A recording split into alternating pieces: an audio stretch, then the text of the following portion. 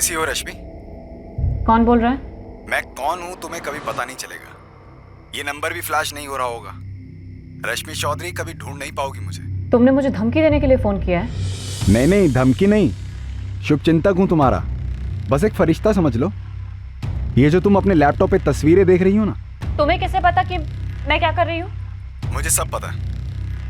कहने को तुम एनजीओ वाली समाज सेविका हो, पर हर इंसान की तरह तरक्की की सीढ़ी चढ़ना चाहती हो।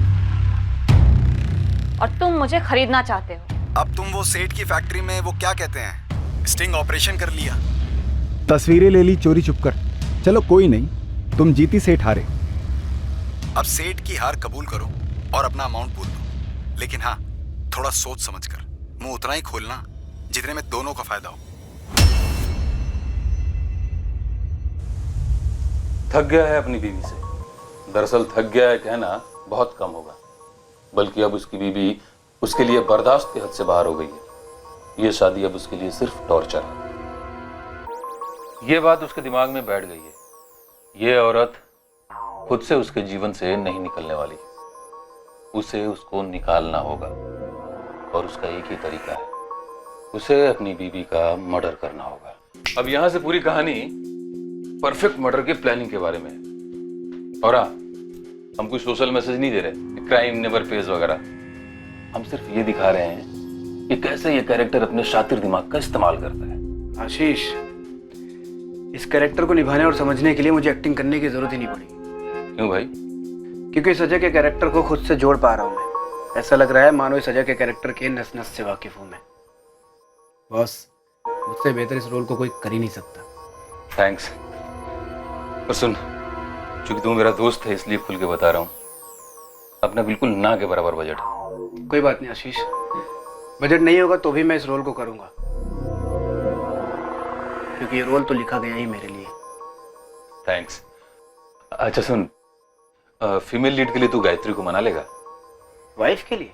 हाँ यार, प्रोजेक्ट को वेटेज मिलेगा। और वैसे भी आजकल टीवी पे छाई हुई है तेरी। अरे नहीं यार, वाइफ के रोल के लिए नहीं। उसका मर्डर मैं कैसे कर सकता हूँ?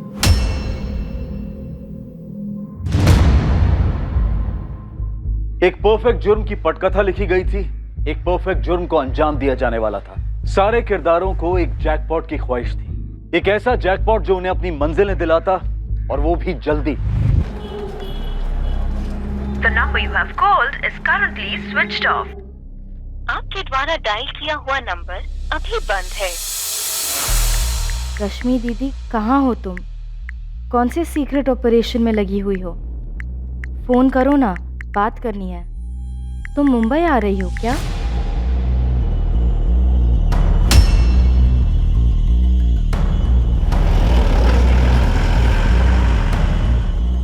The number you have called is currently switched off. Please try again later. Thank you.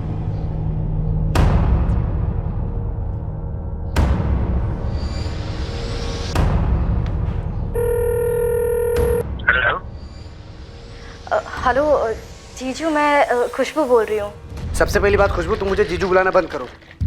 अब मैं तुम्हारा जीजू नहीं हूँ। हाँ okay, sorry. Nikhil,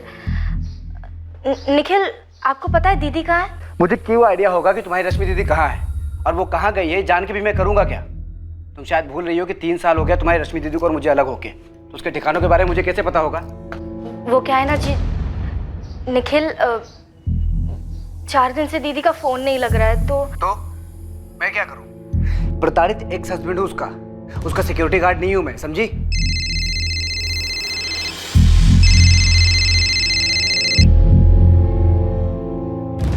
hello Jaydev uncle, खुशबू बोल रही हूँ। हाँ खुशबू बेटा, कैसी हो? मैं ठीक हूँ। रश्मि दी कहाँ है? रश्मि? मुझे नहीं पता बेटा रश्मि कहाँ है। अंकल, वो आपकी किराएदार है।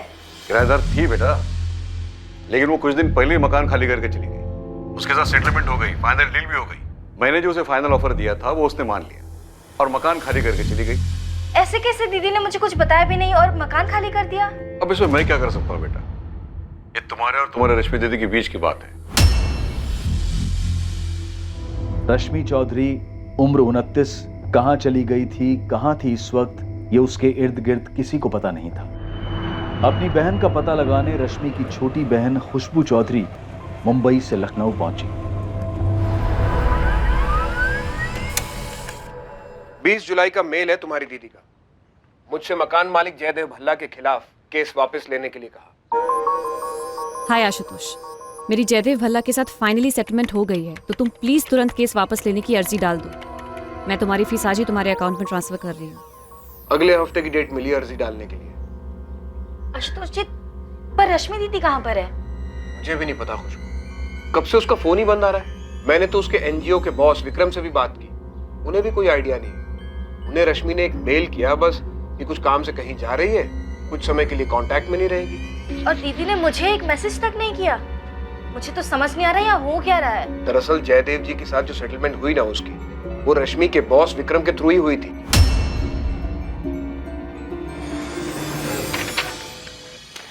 ये रहा रश्मि का ईमेल। हे विक्रम, कुछ बड़ा हाथ लगा है। बड़ा मतलब बहुत बड़ा। अभी ज्यादा नहीं बता सकती। मैं कुछ दिन ऑफिस नहीं आ पाऊंगी। इसमें अच्छा खासा टाइम जाने वाला है। फ्री होकर सबसे पहले तुम्हें फोन करूंगी।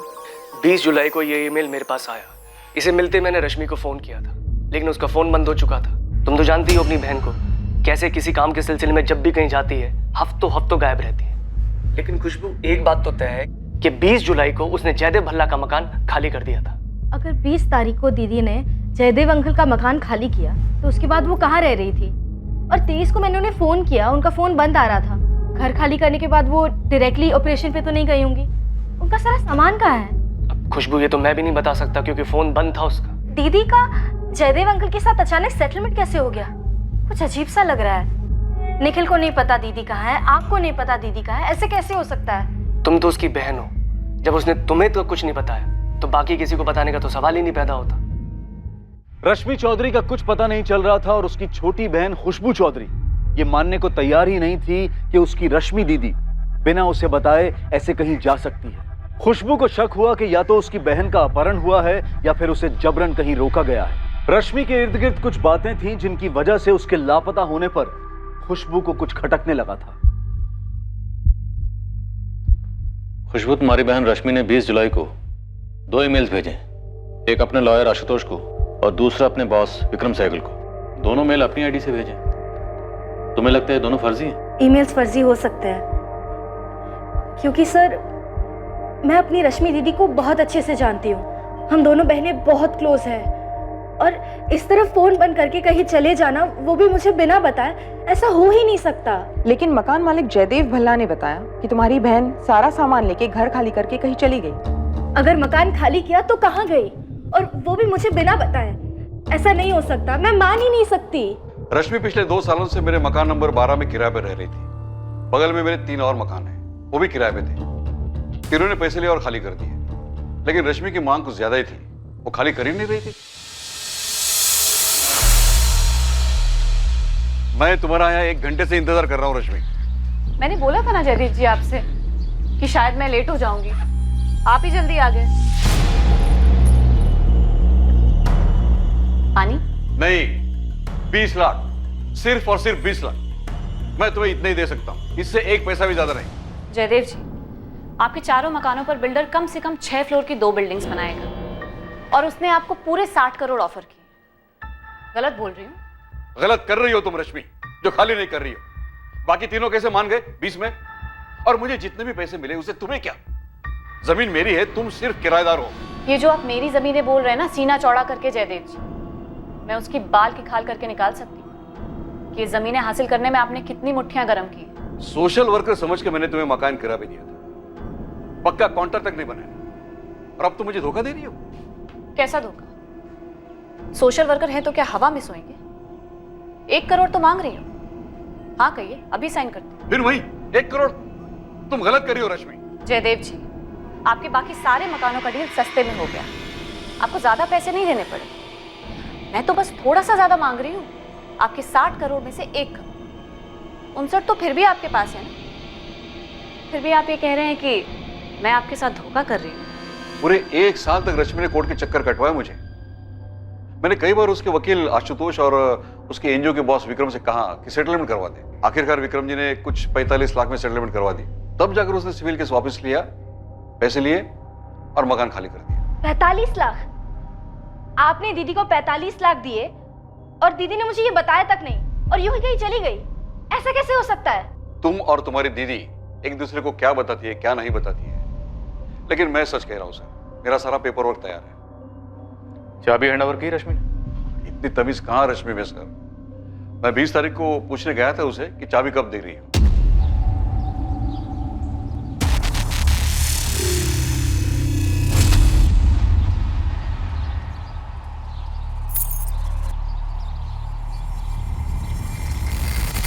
जयदेव जी, चाबियां मैंने रख दी हैं और मैंने पूरा मकान खाली कर दिया है। अपना सारा सामान लेके जा रही हूँ। Wish you all the best Jaidev ji. अब आप ही बताइए, मुझे कैसे पता चलेगा वो लड़की कहाँ चली गई? उसके बाद तो मेरा मन ही नहीं हुआ उसे फोन करने का। सोचा चलो अच्छा हुआ भला टल गई। सर, दीदी ने इनको चिट्ठी भेजी, आशुतोष जी और विक्रम जी को ईमेल्स भेजे, लेकिन मुझे एक सिंपल सा टेक्स्ट मैसेज तक नहीं किया। ये कैसे हो सकता है? जब मिलेगी तो पूछ लेना अपनी दीदी से, मुझे पूछने से क्या फायदा। लेकिन मेरी बहन कहाँ है? जयदेव जी, घर की चाबी दीजिए, हमें तलाशी लेनी। हाँ मैम, जयदेव जी बिल्कुल ठीक कह रहे हैं। 17 जुलाई को उन्होंने मुझे 45 लाख कैश दिए थे, जो मैंने उसी दिन रश्मि को दे दिए थे। लेकिन विक्रम जी आपके थ्रू क्यों? जयदेव भल्ला ने कैश डायरेक्टली रश्मि को क्यों नहीं दिया? मैम, जयदेव जी रश्मि से बहुत चिढ़े हुए थे, उसकी शक्ल तक नहीं देखना चाहते थे। रश्मि ने पूरे 1 साल तक उनको कोर्ट के चक्कर कटवाए थे। फिर बड़ी मुश्किल से मैंने रश्मि को समझाया और 45 लाख में मनाया था। ये रहे तुम्हारे 45 लाख, गिन लो। विक्रम, मेरे वकील आशुतोष से ज्यादा भरोसा करती हूँ तुम पे। वो तो मुझे 25 पे सेटल करने के लिए कह रहा था, लेकिन तुम्हारी वजह से कम इतने तो मिले मुझे। लेकिन अगर मैं अड़ी बैठी रहती ना, तो उसे मुझे 1 करोड़ तो देने पड़ते। अगर तुम अड़ी रहती ना, तो तुम केस हार जाती। तुम्हारे एडवोकेट ने भी यही बताया था ना तुम्हें? हाँ, बताया था। फिर मैं हाई कोर्ट पे अपील करती, लेकिन छोड़ती नहीं। मैंने उसे 45 लाख दे दिए। फिर 2 दिन के बाद उसने मुझे बताया कि उसे रहने के लिए एक बहुत अच्छी जगह मिली है, वो वहाँ शिफ्ट हो रही है। मैंने उसे डिटेल्स पूछी तो उसने मुझे बोला कि ऑफिस में आके बताएगी। बस उसके बाद उसका ये मेल आ गया कि कुछ बहुत बड़ा हाथ में लगा है। मैंने जानने की कोशिश भी की, लेकिन तब से उसका फ़ोन बंद है। बहुत बड़ा कुछ हाथ लगा है, मतलब एनजीओ से रिलेटेड?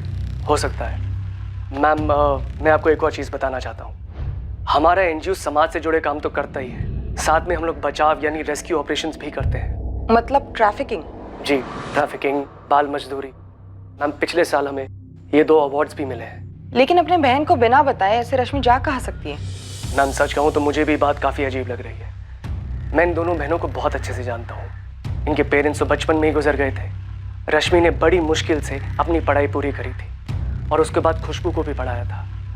तो रश्मि इतनी बड़ी बात खुशबू को ना बताए और कहीं चली जाए, ये हो नहीं सकता मैम।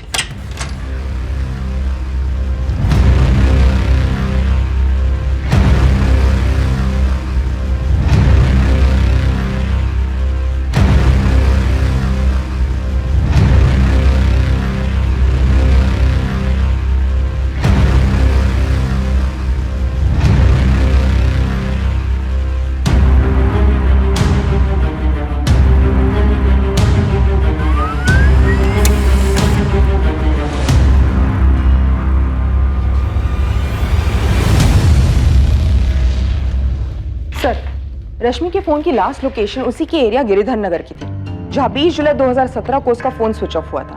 फोन स्विच ऑफ होने से पहले उसने किसी स्टेट एजेंट या ब्रोकर को कॉल्स किए थे? सर, मैंने पिछले महीने के सारे कॉल स्कैन किए, लेकिन उसमें किसी ब्रोकर या एजेंट को कॉल नहीं किए गए। दरअसल सारे कॉल्स या तो वकील आशुतोष, विक्रम या खुद के बहन को किए गए थे। लेकिन सर, इसमें एक नंबर है 444891-351, जिस पर 2 जुलाई को बात हुई थी। ये नंबर निखिल आचार्य का है। उसका मर्डर मैं कैसे कर सकता हूँ? रश्मि का हस्बैंड जो मुंबई में रहता है। रश्मि का हस्बैंड?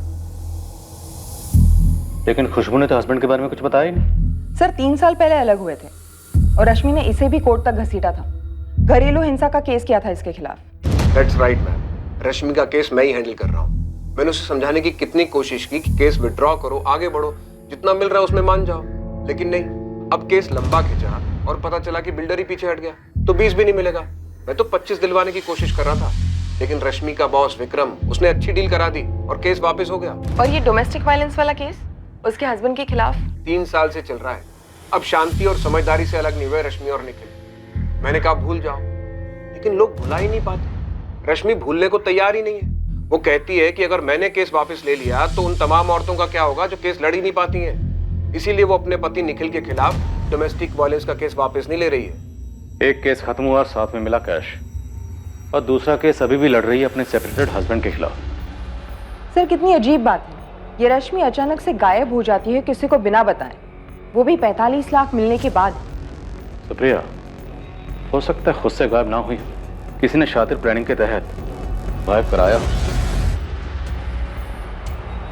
ऐसा लगता है उसकी पत्नी गायब नहीं हुई है, वो खुद अपनी मर्जी से कहीं चली गई है। उसने लोगों को तैयार कर लिया है तो वो ये कहेंगे कि कुछ गड़बड़ नहीं है। आखिर पुलिस भी तो कुछ साबित नहीं कर पाती, पर पुलिस लगी रहती है, कहती है बहुत ही बारीक प्लानिंग हुई है, एक परफेक्ट क्राइम की कोशिश हुई।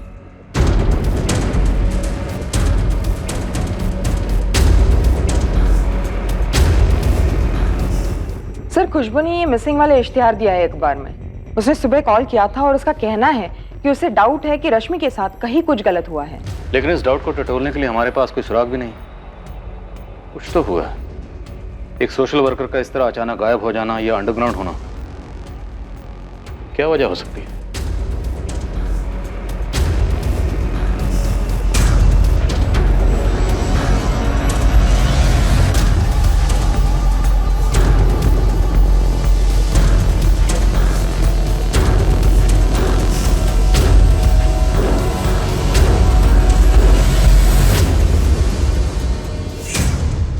मैंने और मेरे बंदों ने लखनऊ के सभी छोटे बड़े ब्रोकर्स को कांटेक्ट किया, लेकिन किसी के पास भी इस रश्मि चौधरी का ना फोन आया ना कुछ। 45 लाख कैश था उसके पास, छोटी रकम नहीं होती। और खुद से गायब होने की कोई वजह भी तो नहीं थी। और अगर कुछ है भी तो फोन रिकॉर्ड्स में दिख नहीं रहा। मुझे दो बातें समझ में आ रही हैं। पहला तो रोकड़ा कि किसी ने 45 लाख रुपए के लिए इसे गायब कर दिया और मारवार भी डाला, और दूसरा कारण हो सकता है बदला, कि किसी का नुकसान करवाया हो इस एनजीओ मैडम ने। बंदे ने बदला लेने के लिए गायब करवा दिया, मारवार भी डाला। लेकिन उसने लोगों से कहा कि उसे दूसरा मकान मिल गया है, वो शिफ्ट हो रही है। मकान खाली हुआ है मतलब सामान निकला है, पर निकला है तो कब, कैसे और गया कहाँ?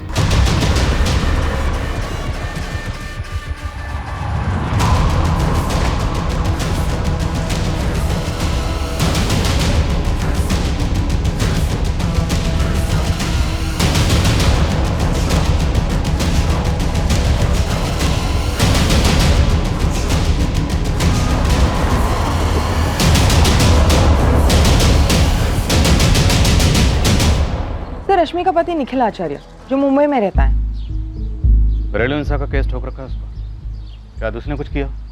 हाँ साहब, वैसे भी कोर्ट केस से छुटकारा पाने के लिए बंदे क्या क्या नहीं करते। मैं काम करता हूँ, मैं अपने अलग अलग बंदों को अलग अलग जगह भेज देता हूँ और आपके कहे हुए हर एंगल पे उन्हें लगा देता हूँ। हाँ, लेकिन पहले ये मकान मालिक गैदे भल्ला और एनजीओ को टटोलते। हाँ, मैं जानता हूँ उस औरत रश्मि चौधरी को, तो मुझे ये भी पता है कि वो कहीं गायब हो गई है। उस औरत रश्मि चौधरी पत्नी है आपकी?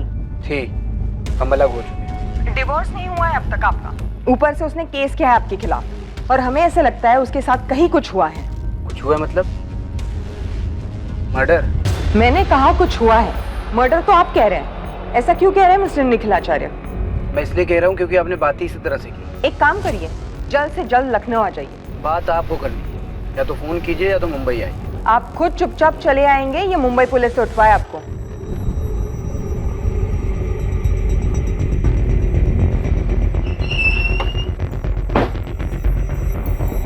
अरे सर, सर सर ऑफिस खोला तो ये हाल मिला इधर। सर वो वहां पर खिड़की भी टूटी है सर, लगता है वहीं से वो आए थे।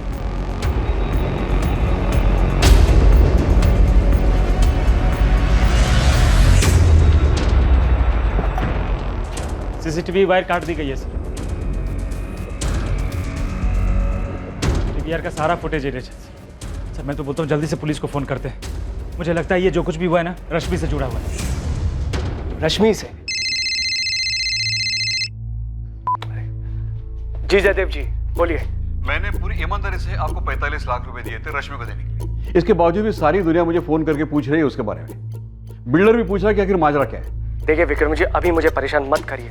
मैंने आपके और रश्मि के बीच में सिर्फ बातचीत करवाई थी, आगे खुद हैंडल करिए आप। हाँ, लेकिन आप मेरी बात तो सुनिए विक्रम। सर आप मेरी बात सुनिए, मैं अभी अपने ऑफिस में आया, मेरे ऑफिस में चोरी हुई है। प्लीज मेरी बात समझिए, मुझे अभी परेशान मत कीजिए। खुशबू, तहकीकात चल रही है, हम खाली हाथ नहीं बैठे। हमें भी लगता है कुछ सीरियस हुआ है। सीरियस मतलब सर? खुशबू अभी पक्का नहीं है, हम हर मुमकिन कोशिश कर रहे हैं। हर पहलू में तहकीकात जारी है। हमने सभी पुलिस स्टेशन में खबर भिजवाई है कि पिछले 1 महीने में जितनी भी अनआइडेंटिफाइड बॉडीज मिली हैं उनकी डिटेल्स हमसे शेयर करें। ये सब बहुत अजीब है। पिछले 1 साल से मेरी दीदी उस मकान के लिए लड़ रही थी और फिर 45 लाख में मान गई और फिर बिना किसी से कुछ बताए, किसी से कुछ कहे अचानक मकान छोड़कर चली गई। सर ये सब मुझे बहुत अजीब लग रहा है। तुम्हारी बात सही है, पर 45 लाख भी बड़ी रकम होती है, तो कुछ तो गड़बड़ हुई। अब या तो ये केस पैसों की हेराफेरी का है, या फिर हो सकता है तुम्हारी दीदी से किसी की कोई दुश्मनी रही हो एनजीओ को कामों को लेकर। हम सबसे पूछताछ कर रहे हैं, पर पूछताछ एक पॉइंट तक ही हो सकती है। कोई सुराग हो, कोई सबूत हो, तो ही बात आगे बढ़ सकती है। वैसे हमने निखिल आचार्य को बुलाया Lucknow. Nikhil? Oh my God. क्या हो खुशबू, कुछ जानती हो? सर मैंने निखिल को कॉल किया था मेरी दीदी के बारे में पूछने के लिए कि शायद उन्हें कुछ पता हो, लेकिन बहुत ही रूडली बात की उन्होंने मुझसे। मेरे किसी भी सवाल का सीधा जवाब नहीं दिया उन्होंने। खुशबू, तुम्हारी दीदी का सेपरेटेड हस्बैंड निखिल आचार्य आदमी कैसा? तुम्हें लगता है वो कुछ कर सकता है? सर कौन क्या कर सकता है मुझे कुछ समझ नहीं आ रहा। मुझे सिर्फ इतना लग रहा है कि मेरी दीदी कोई बहुत बड़ी मुसीबत में फंस गई है। जावेद भाई। नीलेश बोल भाई, क्या खबर है? ये रश्मि चौधरी जो है ये समाज सेवा में थी। अबे तुम मुझे बता रहा हो क्या थी? ये बता कहाँ है? कानपुर। कानपुर में है? अरे नहीं, कानपुर में प्रकाश सेठ है, एक चूड़ियों का छोटा सा कारखाना है उसका।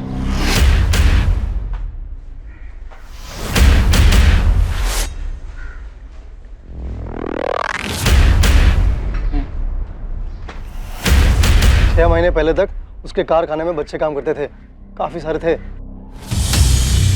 6 महीने पहले छापा पड़ा वहाँ? उससे पहले प्रकाश ने खुद सारे बच्चों को वहां से हटा दिया। ये रश्मि जिस एनजीओ के लिए काम करती है वो लोग बाल मजदूरी के खिलाफ कुछ तो करते हैं और बच्चों के तस्करी के खिलाफ भी। वही तो इस रश्मि का कुछ कनेक्शन था जिसकी वजह से प्रकाश सेठ ने बच्चों को निकाल दिया। रश्मि ने कुछ किया? क्या किया वो मालूम नहीं, लेकिन पक्का वो शामिल थी, क्योंकि कई लोगों का नुकसान किया है इस रश्मि मैडम ने। तो इस प्रकाश सेठ का भी काफी नुकसान हुआ होगा और उसी ने इस रश्मि के साथ कुछ कर दिया होगा। ये प्रकाश को देखना बनता है जावेद भाई। तो अब सीधे लग जाए ये पता लगाने में किस प्रकाश सेठ ने किसे सुपारी दी और लाश को कहाँ ठिकाने लगाया। क्या खबरी जावेद का शक सही था? क्या रश्मि का कत्ल हो गया था और उसकी लाश ठिकाने लगा दी गई थी? क्या उसके कत्ल का कारण था उसका काम जिसमें गैर कानूनी बाल मजदूरी से बच्चों को बचाया जाता था, या फिर मर्डर का कारण कुछ और ही था, कोई पर्सनल एंगल? इस जुर्म की कहानी लिखने वाले ने बहुत मेहनत की थी, कोई गुंजाइश नहीं रहने दी थी कि जिससे रश्मि के गायब होने का रहस्य खुल जाए।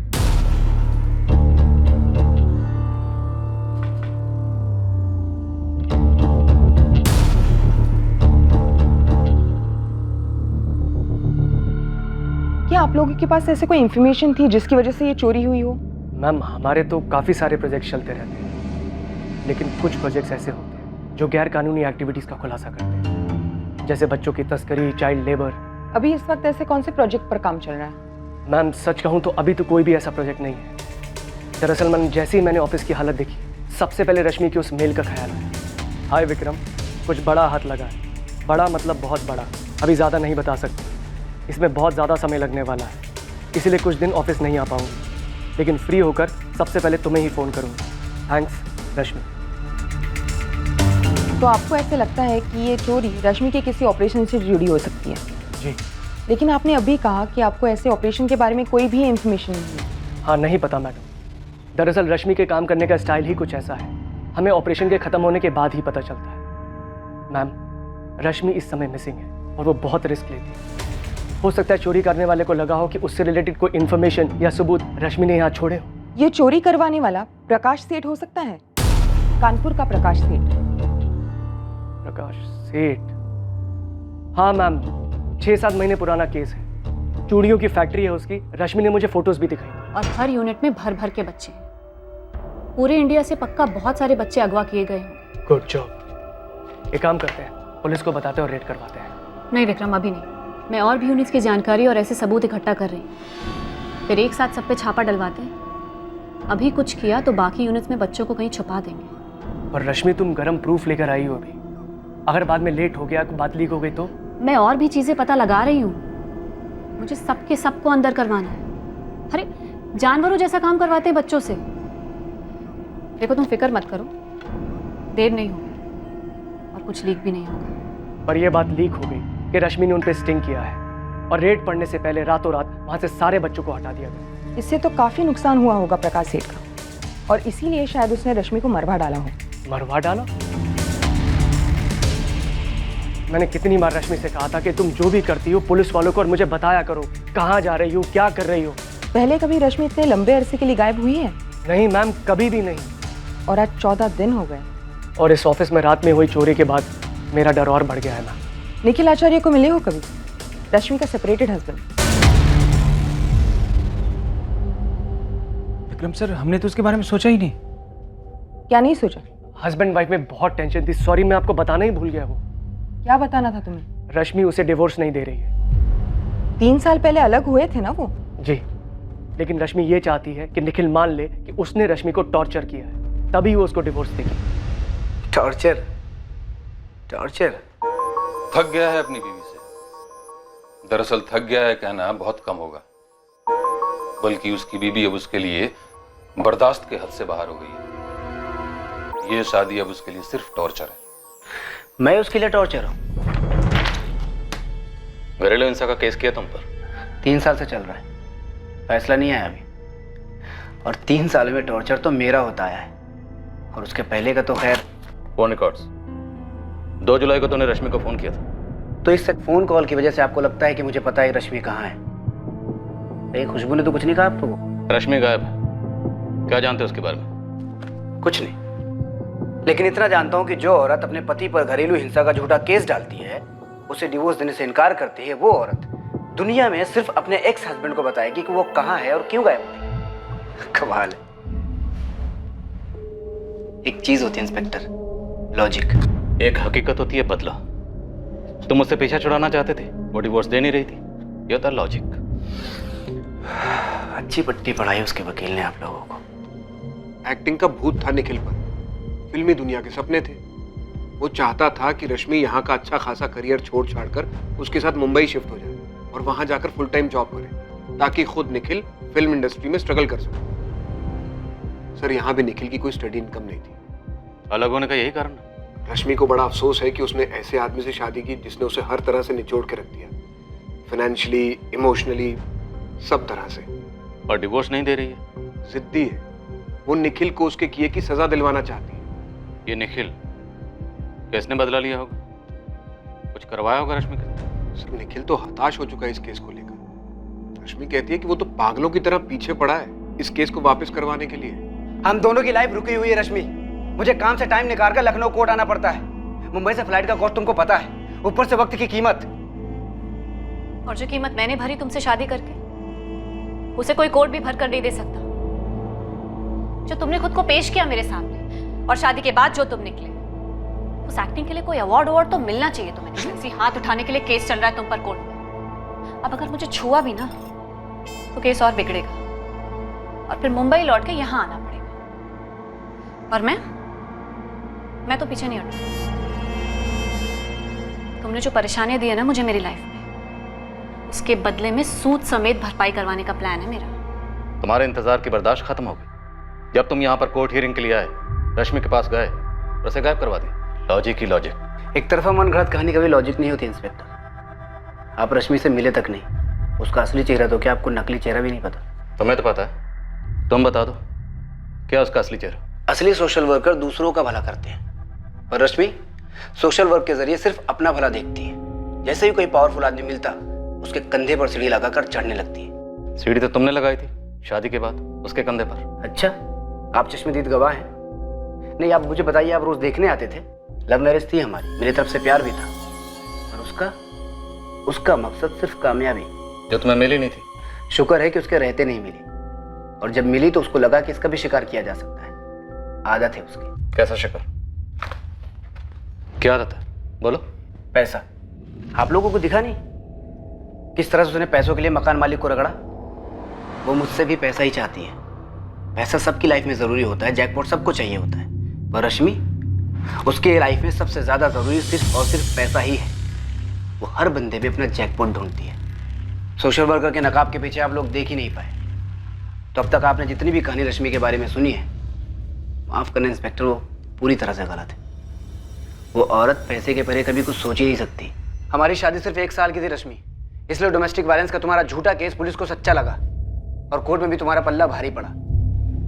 तुम अपना पल्ला छुड़ा सकते हो, जेब हल्की कर दो। फिर पैसा? निखिल, जब हम अलग हुए थे तब बात अलग थी।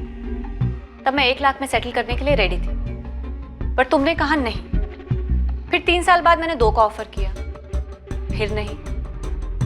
अब तुम 3-4 शोज करते हो, पॉपुलर हो, इनकम भी काफी अच्छी है। 10 लाख से नीचे क्या लूंगी? इनफैक्ट ये भी कम है। अरेंज कर दो, मैं केस वापस ले लूंगी। मेरे पास इतने पैसे नहीं है निखिल, मुझे तुम्हारा पर एपिसोड रेट मालूम है, और तुम महीने में कितने एपिसोड्स करते हो वो भी मालूम है, और तुम्हें मालूम है कि मेरी कैलकुलेशन कितनी स्ट्रांग है। तुमने हमेशा कैलकुलेशन ही किया है, रिश्तों में भी सिर्फ कैलकुलेशन। क्यों की मैंने तुमसे शादी? तुमने शादी एक सीढ़ी के लिए की थी निखिल, मतलब मैं। तुम मेरा यूज करते हुए मुंबई में अपना करियर बनाना चाहते थे, और जब ऐसा नहीं हुआ तुमने मुझे छोड़ दिया। छोड़े जाने का दर्द बहुत होता है निखिल।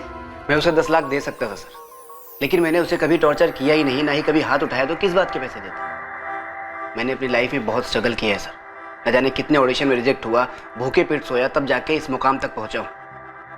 मेरा पैसा खून पसीने का है सर। अब तुम अपनी स्ट्रगल को ढाल बनाकर फिल्मी कहानी सुना रहे हो? कोई फिल्मी कहानी नहीं है सर, यही सच है। हकीकत बयां करने के लिए उसकी पत्नी है नहीं, तो स्टोरी बनती है सिर्फ अजय की। वो जो कहता है उनके बीच जो हुआ वो सच बन जाता है। पुलिस अजय को क्वेश्चनिंग के लिए बुलाती है।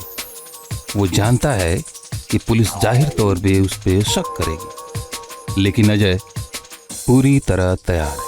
शातिर खिलाड़ी भी है सर। पूरा चांस है कि वो खुद कहीं छुपकर बैठी हो, क्योंकि उसको पता है कि उसके गायब होने से कई लोगों पर शक होगा, और जब शक होगा तो पुलिस उन्हें टटोलेगी, जिससे उनके पुराने पाप भी बाहर आएंगे। उनके इसी डर का फायदा उठाकर वो उनसे पैसे निकलवा रही होगी सर। तुम्हारी बातों से ऐसा बिल्कुल नहीं लग रहा कि तुम एक ऐसी औरत की बात कर रहे हो जो कभी तुम्हारी बीवी रह चुकी। ऐसा लग रहा है जैसे किसी स्क्रिप्ट की चालबाज और धोखेबाज औरत के बारे में बात कर रहे हो। हाल फिलहाल में कोई स्क्रिप्ट पढ़ी है क्या? फिल्में जिंदगी का आईना होती हैं सर। एक स्क्रिप्ट में मैंने एक लाइन पढ़ी थी कि पैसों की खुशबू मुर्दों को भी जिंदा कर सकती है। पैसा कुछ भी करवा सकता है सर। थोड़ा ड्रामेटिक है, पर सच छुपा हुआ है इस लाइन में। 45 लाख कैश थे उसके पास, लेकिन हमने कहीं देखा नहीं है सर। ये तो हमें मकान मालिक जयदेव भल्ला ने बताया, लॉयर आशुतोष ने भी बताया, और विक्रम का भी यही कहना है। निखिल और रश्मि की कहानी भी हमें वकील आशुतोष ने सुनाई, जैसे निखिल ने सुनाई। पर हकीकत क्या है ये देखने के लिए हम कहीं भी मौजूद नहीं थे। सर 45 लाख की खुशबू बहुत तगड़ी होती है, किसी से भी कुछ भी करवा सकती है, जैसे निखिल ने कहा। राइट, मुर्दों को भी जिंदा कर सकती है। हे गायत्री। निखिल, सब ठीक है ना? हाँ सब ठीक है। अच्छा, बेबी ज्यादा प्रॉब्लम तो नहीं हुई? ना ना, हो गया आराम से सब। लेकिन रश्मि है कहाँ? स्क्रिप्ट में ये डायलॉग पुलिस का है, तुम्हारा नहीं है, और गर्लफ्रेंड ऐसे सवाल नहीं पूछा करते। सर इस निखिल का मुंबई और लखनऊ का बैकग्राउंड निकलवाती हूँ। मुंबई पुलिस की हेल्प लो। बात शुरू है सर। मुझे लगता है इस एनजीओ के विक्रम से एक बार और क्वेश्चन करना चाहिए। कोई टिप? सर एनजीओ उसका है, लेकिन उसे रश्मि के ऑपरेशन के बारे में कुछ भी नहीं पता। और दूसरी बात, ये ऑफिस में जो चोरी हुई है मुझे लगता है रश्मि के गायब होने से जुड़ी हो सकती है। शायद पहले के किसी केस से रिलेटेड हो। मैं चूड़ी फैक्ट्री के मालिक प्रकाश सेठ को कॉल करता हूँ, जिस पर रश्मि ने स्टिंग किया था। तुम निखिल और विक्रम पर लग जाओ। सुप्रिया, क्या तुम्हें लगता है कि रश्मि का मर्डर कर दिया गया है और उसकी लाश कहीं छुपा दी गई है? सर पॉसिबिलिटी तो है, लेकिन अगर ऐसा हुआ भी है तो लाश जयदेव भल्ला के मकान नंबर 12 में नहीं हो सकती, क्योंकि मैंने उस घर का कोना कोना छान मारा है। सर मैं मानना नहीं चाहूंगी कि मर्डर हुआ है, लेकिन उसका हवा हो जाना इतने अच्छी तरीके से प्लान है। डिटेल्स देखिए सर, दरवाजे पे एनवेलप में चाबी और जयदेव भल्ला को वो चिट्ठी। सर फिर वो 2 ईमेल्स, एक लॉयर आशुतोष राय को और दूसरा ईमेल बॉस विक्रम सहगल को। पूरा घर खाली करके गायब हुई, लेकिन घर का वाईफाई डिस्कनेक्ट नहीं किया। किसी ने रश्मि को घर में मार दिया फिर उसी के वाईफाई से, उसी के ईमेल से वो दोनों मेल्स भेजे। गायब हुई है, गायब करवाया है या मर्डर हुआ, लेकिन जो भी हुआ उसके पीछे मुझे एक ही मोटिव लगता है, पैसा। पर क्या वाकई पैसा इस केस का मोटिव था? वो 45 लाख रुपए जो रश्मि को बतौर भरपाई मिले किराए का मकान छोड़ने के लिए, या इस केस का कोई ऐसा पहलू था जिसका साया भी अब तक केस पर पड़ा नहीं? बहुत जल्द एक और राज सामने आया, पर क्या ये सब कुछ चौंकाने वाला था?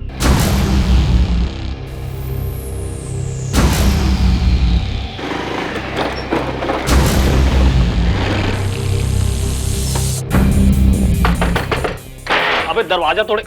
नीलेश, तेरे कानपुर के उस चूड़ी फैक्ट्री के ओनर प्रकाश सेठ की पुलिस इंटरव्यू ले रही है। लेने दीजिए जावेद भाई। एक ताजी वाली सुनो, इसी केस की टिप है। अब क्या टिप है भाई? अपना हिस्ट्री चीटर है ना सुरेश मल्ला उर्फ खंबा, पी के कुछ उगल दिया क्या?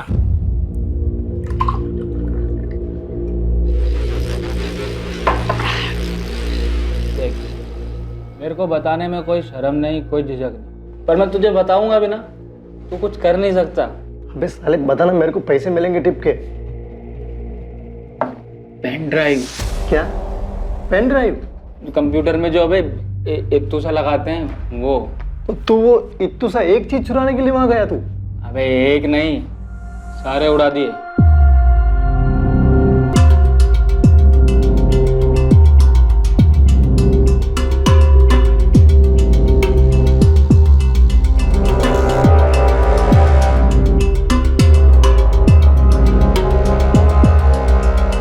वो कीमती होते हैं क्या? नहीं बे, उसके अंदर जो जानकारी होती है ना वो कीमती होते हैं। कुछ 7-8 मिले थे, सब पहुंचा दिए। किसे? बलवीर यादव।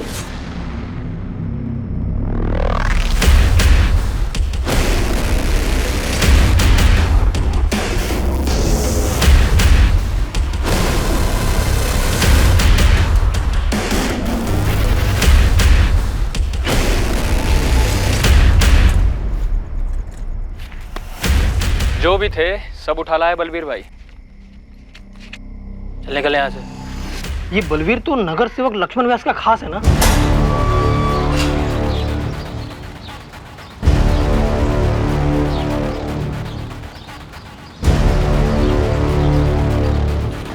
भाई जी,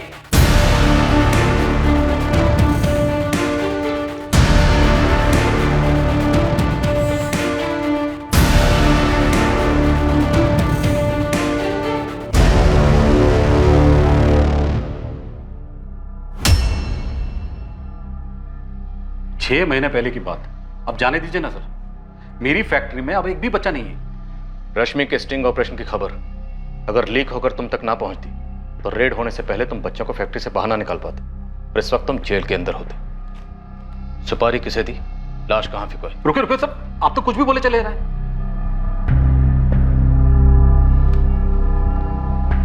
कबूल करता हूं, 6 महीने पहले मेरी फैक्ट्री में बच्चे थे। कबूल करता हूं, मुझे रश्मि चौधरी वाले स्टिंग ऑपरेशन के बारे में खबर मिली। अब ये मत पूछिएगा कि खबर कैसे मिली। कैसे मिली? जब मुझे खबर मिली तो मेरे आदमियों ने रश्मि चौधरी को फोन लगाया, धमकाने के लिए नहीं, समझाने के लिए। अब सेठ की हार कबूल करो और अपना अमाउंट बोल दो, लेकिन हाँ थोड़ा सोच समझ कर। मुंह उतना ही खोलना जितने में दोनों का फायदा हो। 5 लाख। अरे रश्मि, छोटा बिजनेस है, 5 नहीं हो पाएगा, 3 पे डन करते हैं। ठीक है 4।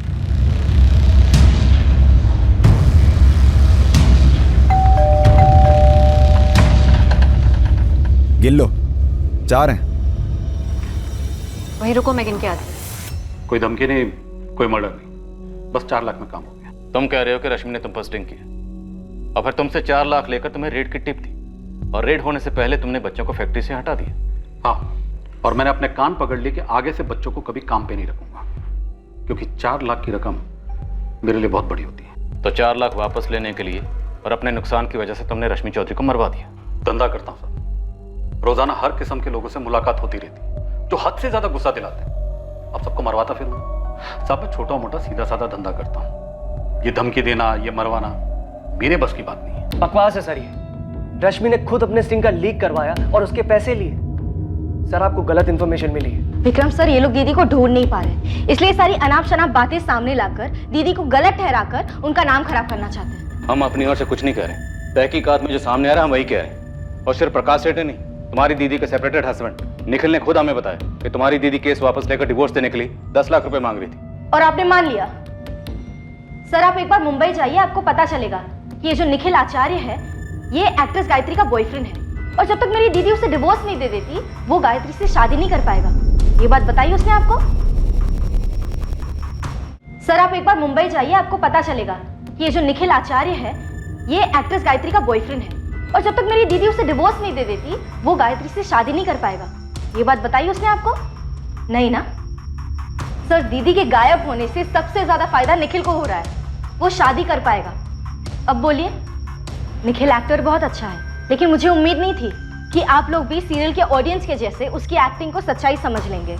इस निखिल के बारे में तो मुझे नहीं पता, लेकिन ये जो लॉयर है आशुतोष, बहुत बड़ी, वो सेपरेटेड हस्बैंड का नाम ले रही है और तुम लॉयर का। सर जयदेव जी ने मुझे 45 लाख दिए, डील मैंने कराई, ओके।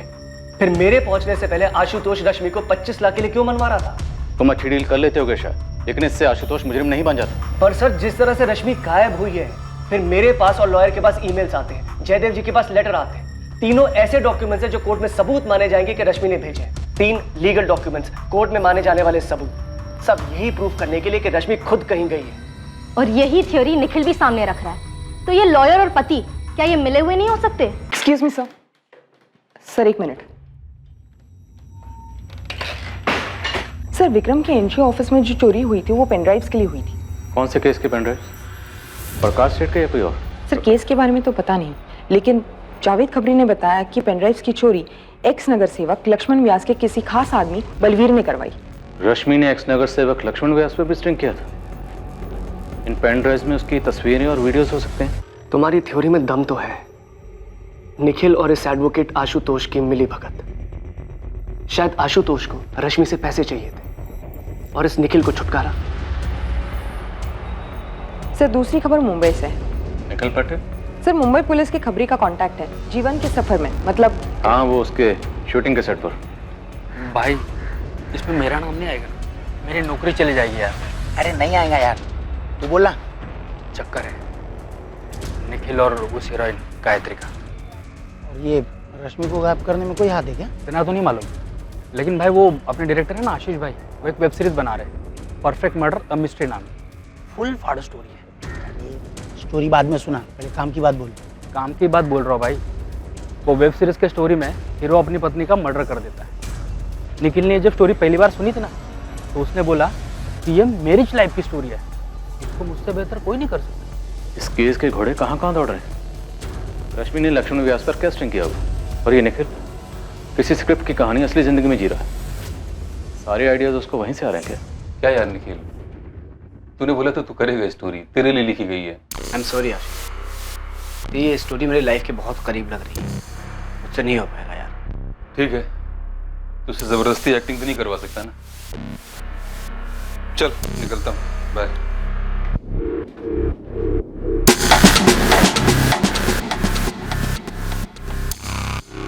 और हाँ निखिल यार, मैंने दिन रात एक करके ये स्क्रिप्ट लिखी, बहुत मेहनत किया है, तो प्लीज किसी के साथ शेयर मत करना, अपने तक रखना। पागल है क्या आशीष, तेरी कहानी है, मुझे थोड़ी याद रहेगी, तो टेंशन मत ले। ठीक है, निकलता हूँ, चल बाय।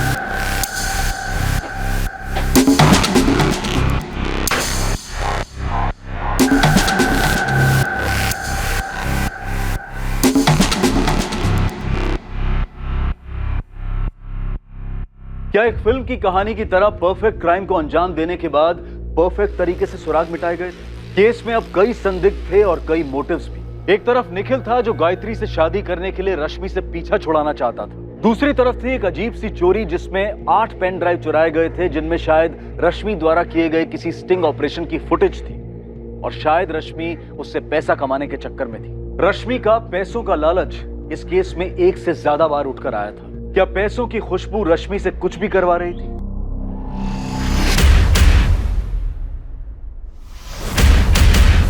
रश्मि चौधरी की जिंदगी से जुड़े सभी लोग अब संदेह की रडार में हैं, जहां उसके अतीत, उसके वर्तमान, सबको इन्वेस्टिगेट किया जा रहा है और हर व्यक्ति की तहकीकात में जुर्म करने का एक मुमकिन कारण सामने आने वाला था। इनमें से ऐसा कौन था जो रश्मि के गायब होने का कारण था?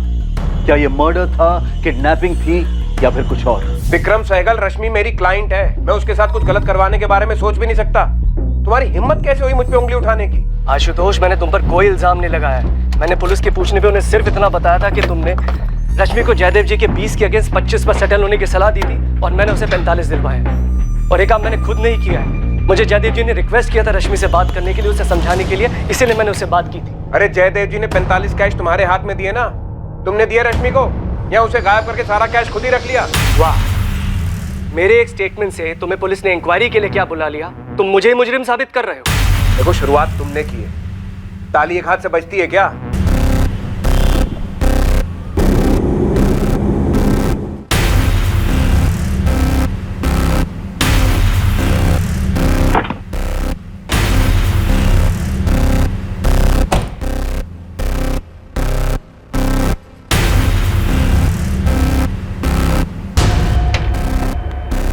निखिल, मुझे तुमसे बात करनी है। सचिन, बाहर जाओ और सेट पे कह दो कि निखिल सर को आने में थोड़ा टाइम जाएगा। वो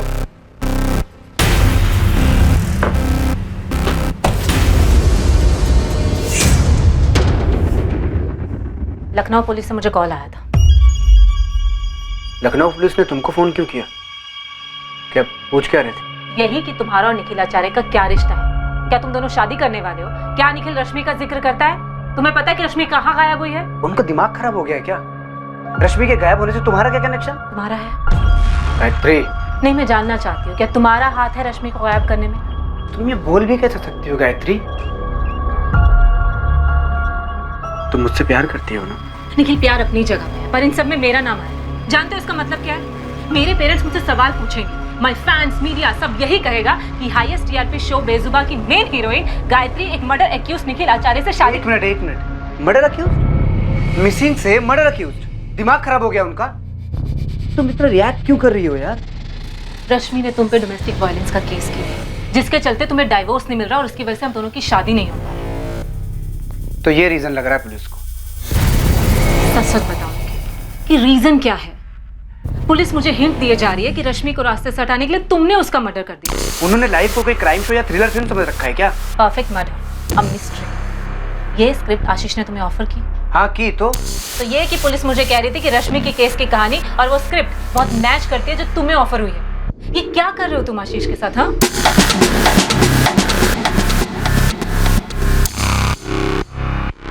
निखिल, पुलिस ने मेरी परफेक्ट मर्डर मिस्ट्री वाली स्क्रिप्ट मेल करने को कहा है। और कुछ पूछा? नहीं, पहले मुझे ये बता कि तूने किया क्या है। अरे क्या करूंगा मैं यार? अपनी वाइफ को गायब करवाऊंगा, मार डालूंगा उसे। मुझसे पूछ रहा है या मुझे बता रहा है तू? सोच रहा हूँ आशीष।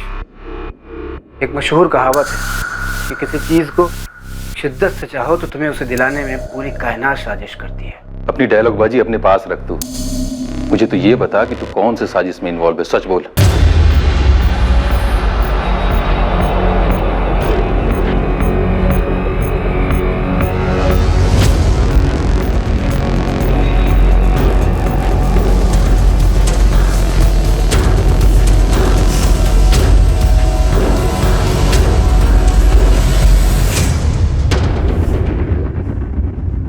राकेश, तुम्हारे पास कोई पक्का सबूत है जो साबित कर सके कि एक्स कॉर्पोरेटर लक्ष्मण व्यास का हाथ हो सकता है रश्मि चौधरी मिसिंग केस में? सर, कोई पक्का सबूत तो नहीं, पर रश्मि ने अपने बॉस विक्रम को एक ईमेल भेजा था जिसमें उसने लिखा था कि वो किसी बड़े ऑपरेशन पर है। और सर, लक्ष्मण व्यास काफी बड़ा है। हम दोनों को मुसीबत में डाल सके जितना बड़ा है।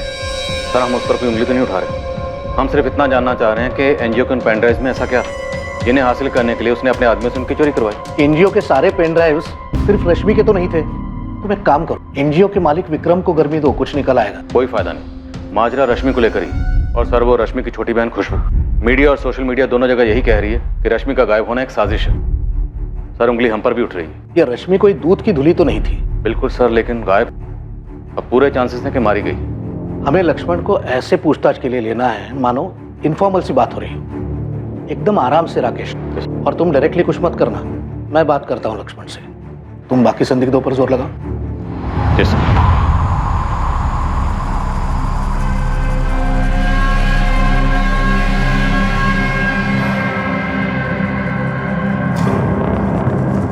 आंचल, मैं आज ऑफ ले रही हूँ। थोड़ी तबीयत खराब है और मैं बहुत ज़्यादा परेशान हूँ। सॉरी।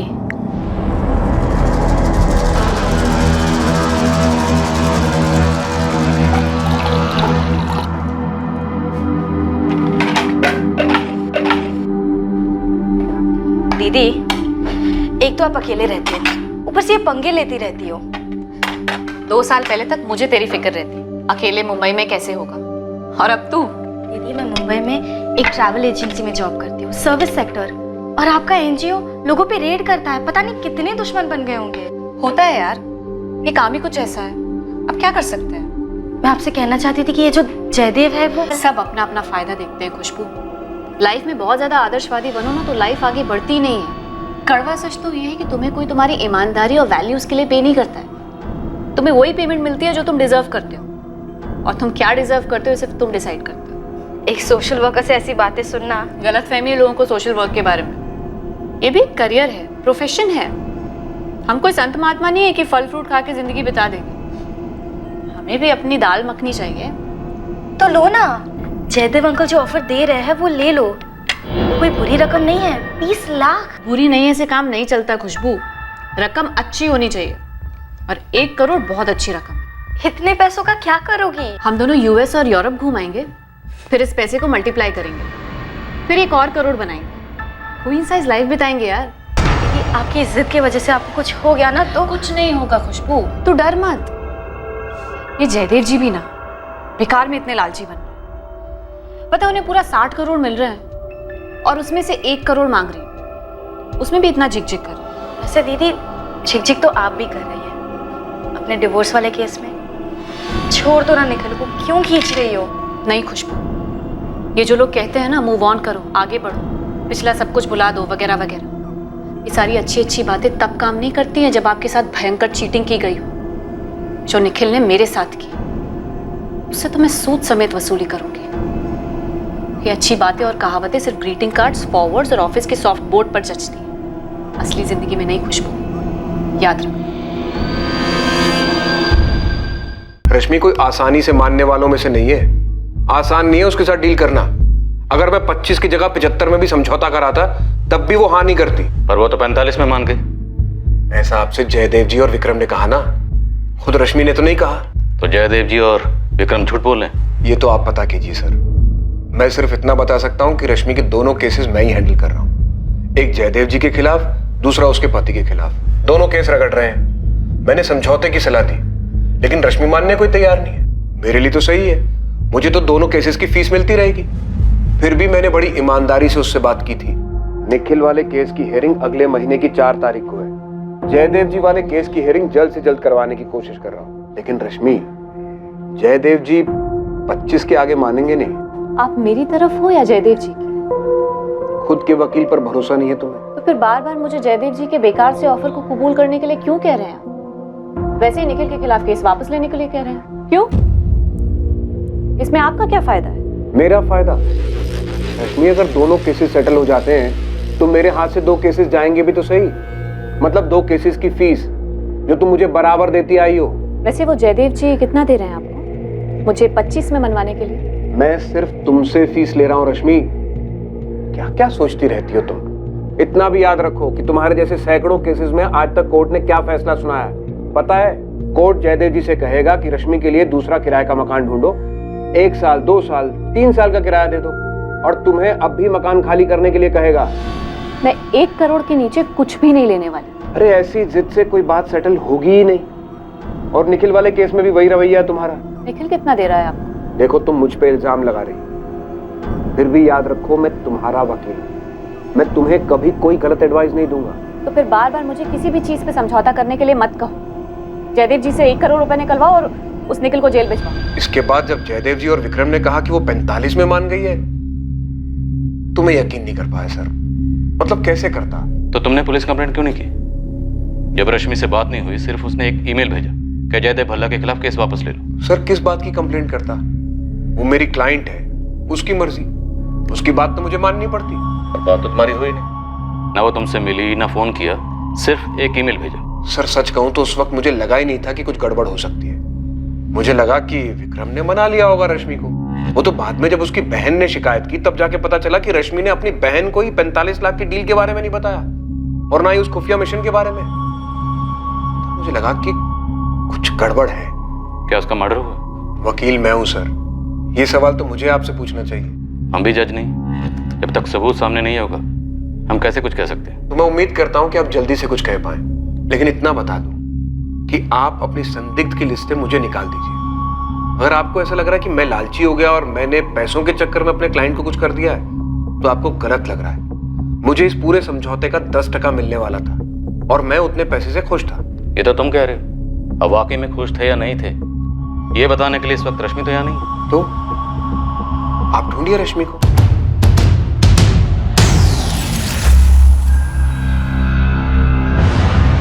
ये आशुतोष राय बहुत ही छोटे लेवल का वकील है। छोटे मोटे क्रिमिनल के बेल केसेस, ट्रैफिक वाले केसेस, ऐसे ही केसेस आते हैं इसके पास। छोटा सा ऑफिस है, वो भी किराए का, खुद का ऑफिस भी नहीं है उसके पास, लेकिन बड़े बड़े अरमान है इस वकील के। पिछले 10 साल से है मैदान में, बड़े बड़े क्रिमिनल केसेस लेना चाहता है लेकिन कोई उसे केस देता ही नहीं है। तो रश्मि को इस वकील में ऐसा क्या दिखा? रश्मि के डोमेस्टिक वायलेंस केस में ऐसा क्या था? और ये सेटलमेंट 10% बोल रहा है, मतलब 25 लाख पे 2.5 लाख। अब उसके लिए तो जैकपॉट ही होगा ना। जयदेव और विक्रम बोल रहे हैं कि 45 लाख थी, तो जैकपॉट डबल। सर, लक्ष्मण व्यास के ऑफिस से कॉल था, मिलकर बात करने की परमिशन दी है। गुड। उन पेनड्राइव्स में क्या था, कुछ पता चला? अभी तक तो नहीं साहब, लेकिन पक्का कोई एटम बम होगा जो इस लक्ष्मण पे फटने वाला था। हो सकता है रश्मि चौधरी से ब्लैकमेल कर रही हो। अजीब शख्सियत है, एक तरफ समाज सेवा, दूसरी तरफ मेवा। रश्मि चौधरी को गायब हुए अब पूरा 1 महीना बीत चुका था। इन्वेस्टिगेशन टीम अब यही मानकर चल रही थी कि वो अपने हालात की विक्टिम थी, जिसमें कई लोग थे जिन्हें रश्मि की गैर मौजूदगी से फायदा हो सकता था। और अब एक नए एंगल को टटोला जा रहा था, ये पता करने के लिए कि क्या सच में रश्मि चौधरी की हत्या कर दी गई थी। शैलेश, रश्मि किस चीज पर काम कर रही थी? पूरी संभावना है सर, इस रश्मि ने लक्ष्मण व्यास पे कोई स्टिंग किया था, तभी वो लोग पेनड्राइव के पीछे पड़े थे। तो पर उसने मुझे क्यों नहीं बताया? प्रकाश सेठ चूड़ियों की फैक्ट्री वाले स्टिंग के बारे में कहाँ बताया था? वो तो हमें दूसरों से ही पता चला था ना। अच्छा, ये जो चोरी हुई थी पेनड्राइव, तुमने उसकी लिस्ट बनाई है? हाँ सर, लेकिन उसमें एक भी पेनड्राइव रश्मि का नहीं था। सर, रश्मि अपना कोई भी सामान ऑफिस में छोड़ती नहीं थी।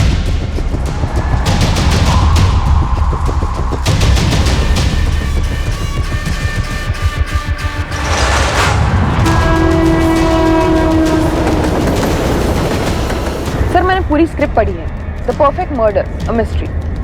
क्या स्क्रिप्ट में? एक पति पूरी बारीकी से प्लान करके अपने पत्नी को मार डालता है और दुनिया को ऐसे लगता है कि वो खुद से गायब हुई है। ये तो बिल्कुल रश्मि चौधरी के केस जैसा। सर, कुछ ज्यादा ही सिमिलर है, इसलिए मैंने स्क्रिप्ट के राइटर डायरेक्टर आशीष दास, निखिल आचार्य और उसकी गर्लफ्रेंड गायत्री, तीनों को पुलिस स्टेशन बुलाया है। सर, अगर रश्मि मारी गई है, कारण या तो ये पैसे हैं, वो 45 लाख रुपए, या तो ये टूटी शादी जो पूरी तरीके से टूटी नहीं है। पेनड्राइव चुराने वाले ने सोचा था कि पेनड्राइव रश्मि की, ऐसा भी क्या ढूंढा जा रहा था उन्हें? क्या इसकी सच्चाई आसानी से सामने आती? देखिए इंस्पेक्टर राकेश, जो पूछना है जल्दी पूछिए, कहा है कि मुझे एक मीटिंग में जाना है। डीसीपी साहब ने फोन किया था, इसलिए मैं आपको समय दे रहा हूँ। पूछिए, क्या पूछना है बताइए। लक्ष्मण जी, आप रश्मि चौधरी को कैसे जानते हैं? देखिए, हम दोनों समाज के लिए काम करते हैं, इसलिए कभी कभार मुलाकात भी हो जाती है और एक दूसरे की मदद भी हो जाती है। लेकिन अभी वो जो बाल मजदूरी के लिए काम कर रही है ना, इसके लिए बड़ी कदर करता हूँ उसकी। सर, जिस एनजीओ में रश्मि चौधरी काम करती है वहाँ हाल ही में एक चोरी हुई और वहाँ से पेन ड्राइव चुरा गए, सिर्फ पेन ड्राइव। ये तो बड़ा अजीब बात है। सर, हमारे सोर्सेज ने बताया कि पेन ड्राइव्स की चोरी हमने चोरी करवाई, हमने करवाई है पेन ड्राइव की चोरी। क्या मैडम, आप भी अजीब बात करती हैं। ये 100-150 रुपया में पेन ड्राइव मिलता है और उसकी चोरी मैं करवाऊंगा? इसी के लिए आप आई है क्या? इतना समझ नहीं है मेरे को। इसने आपके आदमी बलवीर का नाम लिया है। क्या मैडम, वही सोर्सेज की बात आप करती हैं? अरे हमारे बहुत विरोधी हैं, वो कुछ भी कहेंगे तो उसके पीछे मैं भागता रहूं। इंटरनेट पर बहुत तरह की बातें होती हैं, तो सबका जवाब देता फिरूं क्या मैं? है? और रही वो पेन ड्राइव की बात, है ना मैम, उस पेन ड्राइव में ऐसा कुछ नहीं है। सर, आपका ज्यादा वक्त नहीं लूंगा, सीधा सवाल पूछता हूँ। पूछिए। उन पेन ड्राइव्स में ऐसा क्या है जो आपके लिए खतरा हो सकता है, जिसकी वजह से रश्मि चौधरी गायब हुई? देखिए, रश्मि चौधरी गायब हुई, इसका बहुत दुख है और उम्मीद करते हैं कि आप जल्द से जल्द उनको ढूंढ भी निकालें। और रही पेन ड्राइव की बात, तो पेन ड्राइव में हमारे खिलाफ कुछ हो ही नहीं सकता।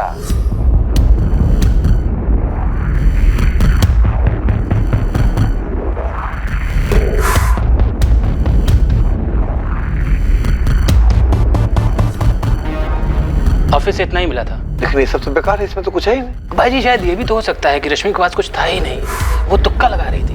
वो तुक्का नहीं गिरा रही तो अब कहाँ ढूंढे? ऐसी कौन सी जगह बाकी रह गई है? ऐसा भी तो सकता है वो पेन ड्राइव अपने साथ ले गई हो। तो अपने साथ ले गई होगी, हमें किस बात का डर है? और भाई जी आप खामा टेंशन ले रहे हैं, कुछ नहीं होगा। अब हमें कुछ करने की जरूरत ही नहीं होगी। चलिए, मुझे और कुछ नहीं कहना। मैं उम्मीद करता हूं कि आप जल्द से जल्द रश्मि चौधरी को ढूंढ निकालें। क्या है कि रोज न्यूज पेपर के हेडलाइन में छपा रहता है कि रश्मि चौधरी कहाँ गायब हो गई, क्या हो गया उसे। और मैं समझता हूँ इसका बहुत ज्यादा दबाव होगा आप पे, समझता हूँ मैं। खैर, जाइए ढूंढिए उसको। हाँ, नमस्कार।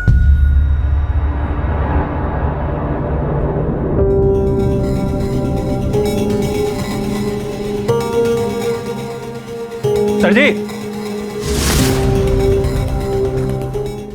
भाई जी आपसे कुछ बात करना चाहते हैं, अकेले में। एक रिक्वेस्ट है आपसे। जो बात मैं आपको बताने जा रहा हूं, ये बात किसी को कानो कान पता नहीं चलनी चाहिए। और किसी को पता चल भी जाती है तो मुझे ये पता चल जाएगा इसका सोर्स क्या है। नहीं होगी सर। अब बताइए रश्मि चौधरी से आपका क्या कनेक्शन है? आपके साथ महिला ऑफिसर थी, उसमें मैं आपको ये बात नहीं बता पाया। कभी कभी इस फार्म हाउस में हम औरतें बुलाया करते हैं, और आप समझदार हैं, क्यों बुलाते हैं?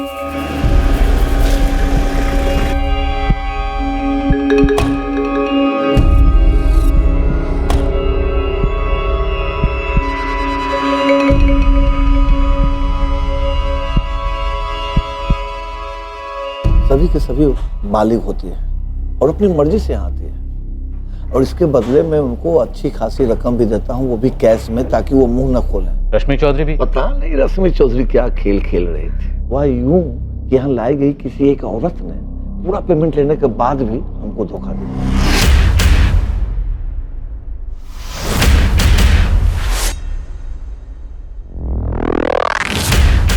फिर मुझे उस रश्मि चौधरी का फोन आता है। रश्मि, तुम मुझे ब्लैकमेल कर रही हो? Lakshman ji, video quality, lighting, sound top quality का है। कोई भी बोलेगा कि आप ही हो, और जो आप कर रहे हो, आप क्या बोलो? कौन थी वो? नाम बताओ उसका। आप सच में लगता है मैं नाम बताऊंगी? देखो रश्मि, सीधे सीधे बताओ क्या चाहती हो तुम? बड़ी हैरत होती है मुझे लक्ष्मण जी, आप मीडिया में औरतों की सेफ्टी, मर्यादा वगैरह वगैरह को लेकर कितने स्टेटमेंट्स देते रहते हैं। वैसे तुम भी तो अपने आप को सोशल वर्कर कहते हो, और हरकतें देखो एक मामूली ब्लैकमेलर की। और आपकी हरकतें तो अवार्ड विनिंग है ना सर जी। सुनो, एक दूसरे को ताने मारने से बेहतर है कि सीधे सीधे बताओ कितना पैसा चाहिए तुम। कितना दे सकते हो लक्ष्मण जी? भाई जी ये जरूर सुनीता की हरकत हो। जो कोई भी था एक जड़िया था बलबीर। तू ही बता कि कोई ऐसी हिम्मत कर सकता है क्या? हो सकता है रश्मि ने किसी को पहले से ही पट्टी पड़ा रखी हो। 15 लाख फिक्स हुआ था। पैसे दिए आपने? डील होने के पहले ही वो गायब हो गए। तभी तो हमने पेन ड्राइव हासिल किए थे ताकि वो किसी और के हाथ में ना लग जाए। हालांकि उस पेन ड्राइव में कुछ था नहीं। वो पेन ड्राइव मैं आपको लौटा दूंगा। जी सर। मुझे लगता है रश्मि चौधरी मारी गई है। क्या है कि जिस तरह से उसको लगता था कि मुझे ब्लैकमेल करके वो कोई जैकपॉट हासिल करेगी, उसी तरह से उसको मारने वाले का भी कोई जैकपॉट दांव पे लगा होगा। लेकिन वो आदमी मैं नहीं।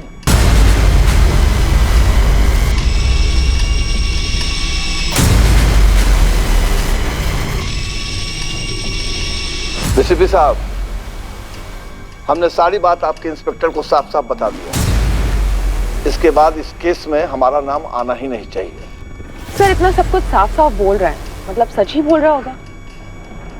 हर संदिग्ध यही कहता है कि वो सच बोल रहा है।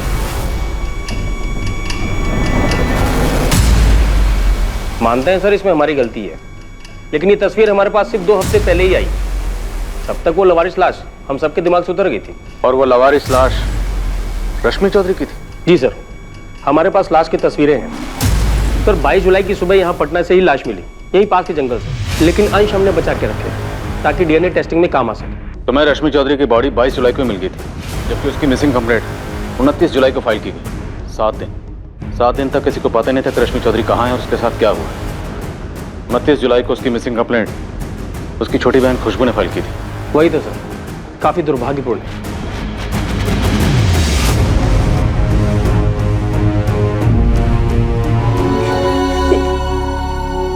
इसका मतलब जब मैं दीदी को कॉल कर रही थी तब दीदी। हाँ, हमें ऐसे ही लग रहा है कि रश्मि का मर्डर यहाँ किया गया और बाद में उसकी बॉडी को पटना के जंगल में फेंका गया। और वो मकान मालिक जयदेव को चिट्ठी और आशुतोष और विक्रम को ईमेल्स सब फर्जी थे। किसी और ने तुम्हारी दीदी के अकाउंट से वो मेल्स भेजे होंगे। और आप लोगों को इसकी भनक तक नहीं लगी? सॉरी खुशबू, हमारे कोऑर्डिनेशन में कमी रही। किसने मारा मेरी दीदी को? वो अभी पता नहीं चला है और हम कातिल को जल्दी ढूंढ लेंगे। मैं बार बार कहती रही कि मेरी दीदी की जान खतरे में हो सकती है, लेकिन खुशबू, मैं मानता हूँ हमारी गलती थी और हम शर्मिंदा हैं, लेकिन जिस दिन तुम हमारे पास अपनी दीदी की मिसिंग कंप्लेंट लिखवाने आई थी, तुम्हारी दीदी रश्मि का मर्डर उससे पहले हो चुका था। इतने दिनों से मैं इस ख्याल को आने से रोकती रही, फिर भी आ ही जाता था कि कहीं दीदी के साथ कुछ गलत तो नहीं हुआ होगा। और अब पता चला है कि ऐसा वाकई में हुआ था। सिर्फ संदिग्धों की लिस्ट से काम नहीं चलेगा, मुझे अरेस्ट चाहिए। सर इतना तो पक्का है, जो भी है रश्मि से जुड़ा हुआ है कोई, और मोटिव भी पर्सनल से जुड़ा हुआ है। तो जल्दी से जल्दी अरेस्ट करो कातिल को। मैंने सारे स्टेटमेंट्स पढ़े हैं, निखिल आचार्य का नाम है इसमें। जो सर ये अभी भी हमारे राडार में है। एक्टर वैक्टर है क्या? जी सर। इसमें किसी द परफेक्ट मर्डर मिस्ट्री नाम की स्क्रिप्ट का जिक्र है। सर ये फिल्म निखिल को ऑफर हुई थी। कोई टेक्निकल सबूत है जो इस मर्डर से निखिल को जोड़ता हो? सर ऐसा कोई टेक्निकल सबूत तो नहीं है हमारे पास जो उसे मर्डर से जोड़ता हो। फिर भी उठाओ उसे, मुझे लगता है उसी का हाथ होगा। एक क्राइम शो या मूवी देखी होगी या काम किया होगा और सोचा होगा फिल्मों में हो सकता है तो रियल लाइफ में क्यों नहीं। सर अगर इस निखिल को तोड़ना है तो उसके साथ गेम खेलना होगा। तो खेलते तो गुलवाते हैं उसी से सब कुछ। क्या रश्मि चौधरी का कत्ल वाकई में उतना परफेक्टली प्लान था जितना नजर आ रहा था? अगर निखिल का हाथ था तो उसका पता करने के लिए निखिल के इर्द गिर्द के लोगों को टटोला गया, उन्हें उकसाया गया। देखिए मैम, आप मुझे डरा रही हैं। परफेक्ट मर्डर और मिस्ट्री की कहानी और निखिल की कहानी कुछ ज्यादा ही सिमिलर है। देखिए मैम, मुझे नहीं लगता कि निखिल मुझसे शादी करने के लिए अपनी एक्स वाइफ का मर्डर करेगा। एक्स नहीं, सेपरेटेड। Yes, separated wife. वो तो तुम कहोगी, लेकिन उसके सारे इरादे और प्लानिंग स्क्रिप्ट में। उसने स्क्रिप्ट पढ़ी और अपने प्लान को अंजाम दिया। देखिए आप जिस स्क्रिप्ट की बात कर रही हैं वो तो मैंने पढ़ी भी नहीं है। ऐसा कैसे मुमकिन है कि तुम्हारी स्क्रिप्ट का हीरो दरअसल विलन कहना चाहिए? नहीं, विलन ऐसे प्लानिंग करता है कि दुनिया को लगे कि उसकी बीवी उससे कहीं भाग गई। फिक्शन है सर, टोटल काल्पनिक। और इस फिक्शन के लिए तुमने चुना भी तो किसे? निखिल आचार्य को, जिसकी खुद की जिंदगी इस कहानी का आईना है। सर प्योर कोइंसिडेंस, महज इत्तेफाक है। और क्या हो सकता है मुझे बिल्कुल आइडिया नहीं, सच बता रहा हूँ। हमारी स्क्रिप्ट में तो वाइफ की लाश नहीं मिलती, पर रियल लाइफ में मिल जाती है। सर आप ये सोच रहे हैं कि निखिल ने मेरी स्क्रिप्ट पढ़ के अपनी वाइफ का मर्डर प्लान किया? इस प्लानिंग में तुम भी शामिल हो सकते। सर सच तो ये है कि ये मेरी ओरिजिनल स्क्रिप्ट है ही नहीं। एक हॉलीवुड फिल्म की कहानी मैंने कॉपी किया है। और दूसरी बात ये सर कि जब मैंने स्टोरी निखिल को बताई तो मुझे पता ही नहीं था, बिल्कुल नहीं आइडिया था कि उसकी पर्सनल लाइफ में क्या चल रहा। सच निखिल ने तुम्हारी इस हॉलीवुड की कहानी को डॉक्यूमेंट्री फिल्म बना दी। सर आप मेरी बात का बिलीव करो, सच बता रहा हूँ, मुझे बिल्कुल आइडिया नहीं। और मुझे क्या पता था सर कि कोई मेरी स्टोरी पढ़ के अपनी वाइफ का मर्डर प्लान करेगा। अब तो गायत्री को भी तुम बेशक। डायरेक्टर आशीष को भी लगता है कि तुमने इसकी स्क्रिप्ट चुराई ताकि तुम सच में अपनी वाइफ का मर्डर कर सको। रश्मि के बारे में सुन के मुझे दुख है, और उतना ही दुख इस बात का है कि मेरा नाम मीडिया में उछला है, और इस बात का मेरे करियर पे कितना बुरा असर हुआ है आप लोगों को आइडिया भी है? करियर की इतनी फिक्र होती ना तो ये मर्डर का रास्ता कभी ना चुनते। ये तुम्हारे अकेले का काम नहीं, अपने साथियों के नाम बताओ। किसी ने मुझे क्राइम स्टोरी सुनाई और इत्तेफाक से रश्मि के साथ ऐसा हुआ, तो आप लोगों ने 2 और 2 4 जोड़ लिए। आप लोगों को एहसास भी है कि आप लोग स्क्रिप्ट राइटर बन गए हो। लाश को पटना कैसे ले जाया गया? तो मकान मालिक जयदेव भल्ला वो भी शामिल है? देखिए सर, मुझे सिर्फ इतना पता है कि मैं इन्वॉल्व नहीं था, और रश्मि न जाने कितने पंगों में इन्वॉल्व थी। मुझे डिवोर्स ना देना, मकान मालिक का घर ना छोड़ना, न जाने कितने स्टिंग, कितने ब्लैकमेल्स, मतलब उसके कत्ल के दर्जनों कारण हो सकते हैं। परफेक्ट मर्डर अ मिस्ट्री, उसका किरदार अजय भी ऐसे हालात पैदा करता है ताकि दुनिया को ये लगे कि उसकी बीवी के भागने के दर्जनों कारण हो सकते हैं। मैं उस वक्त लखनऊ में था ही नहीं। आपने अपने फोन रिकॉर्ड चेक किए होंगे, एयरपोर्ट और स्टेशन के सीसीटीवी फुटेज भी चेक किए होंगे। किरदार अजय की तरह तुम्हारी प्लानिंग भी काबिले तारीफ है। लैंडलाइन एसटीडी उसकी किराए के हथियारों से बात करने के लिए। लखनऊ आने की जरूरत ही नहीं पड़ी, मुंबई में बैठे बैठे सारी प्लानिंग हो गई और यहाँ काम हो गया। अब चुपचाप अपने साथियों के नाम बताओ। अरे कोई साथीदार नहीं है मेरा, मैं अकेला हूँ और अकेला गया था मुंबई। 4 साल घिस घिस कर मैं इस मुकाम तक पहुंचा हूँ। इससे प्यार हुआ है, लाइफ में सब कुछ सही चल रहा है। बस रश्मि रास्ते का काटा थी। हाँ थी, लेकिन वो मेरी वाइफ भी थी। उससे कभी प्यार भी किया था मैंने, अच्छी यादें जुड़ी हुई थी। डोमेस्टिक वायलेंस का झूठा केस करके मेरा जीना हराम कर रखी थी, लेकिन इसका ये मतलब नहीं कि मैं उसका कत्ल करवा दूंगा या कर दूंगा। रश्मि अब रही नहीं, पर आप लोगों को यकीन नहीं होगा, मुझे दुख है इस बात का कि उसका कत्ल हो गया। निखिल, याद रखना, परफेक्ट क्राइम और परफेक्ट मर्डर एक मिथ्या है। हर जुर्म मुजरिम पर पलट के वार करने आता है। ये डायलॉग मैंने कई बार सुना है और कई बार बोला भी है, लेकिन मैं जो आपको बोलने जा रहा हूं ना, वो ना तो आपने कभी सुना होगा और ना ही बोला, और आपने सोचा भी नहीं, क्योंकि आप सिर्फ उन लोगों को टटोल रहे हैं जिनका मसला रश्मि के साथ था। आपकी नजर वहां गई नहीं जहां कोई मसला नहीं था। क्या कहना चाहते? साफ साफ बोलो। खुशबू, रश्मि की प्यारी बहन खुशबू चौधरी कत्ल हुआ, लाश ठिकाने लगी। उसके 4 दिन बाद मैडम खुशबू आप लोगों के पास आती हैं और चारों दिशाओं में फायर करती हैं। मेरी तरफ, जयदेव जी की तरफ, एडवोकेट आशुतोष की तरफ, उसके एनजीओ के बॉस विक्रम की तरफ, स्टिंग ऑपरेशन की तरफ, और फिर ये सभी एक दूसरे पर निशाना साधते। पर मैडम खुशबू वो आपके रडार से पूरी तरह बाहर रहती है। तो तुम ये कह रहे हो कि इस खुशबू और रश्मि के बीच कोई छुपा हुआ मसला था? या ये एंगल तुम्हारी स्क्रिप्ट की उपज है? यही एक एंगल है जो स्क्रिप्ट में नहीं है इंस्पेक्टर। स्क्रिप्ट में नहीं है तो क्या नया एंगल जोड़ रहा है?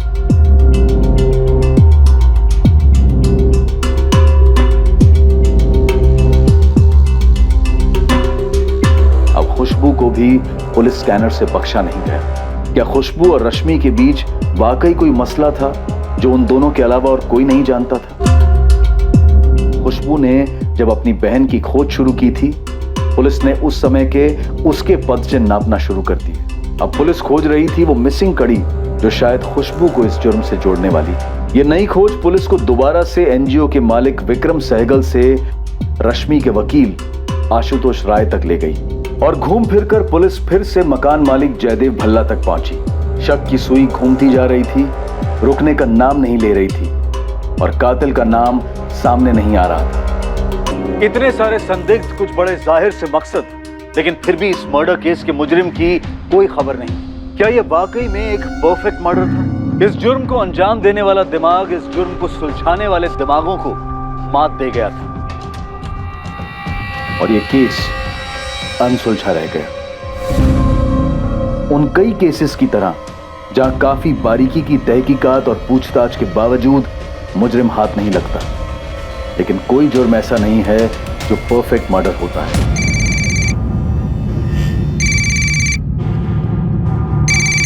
इंस्पेक्टर राकेश अधिकारी। जय सर।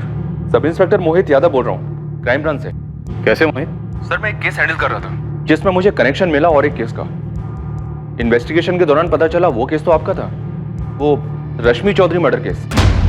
क्या बात, पूरे 1 साल बाद हम फिर से केस फाइल खोलेंगे।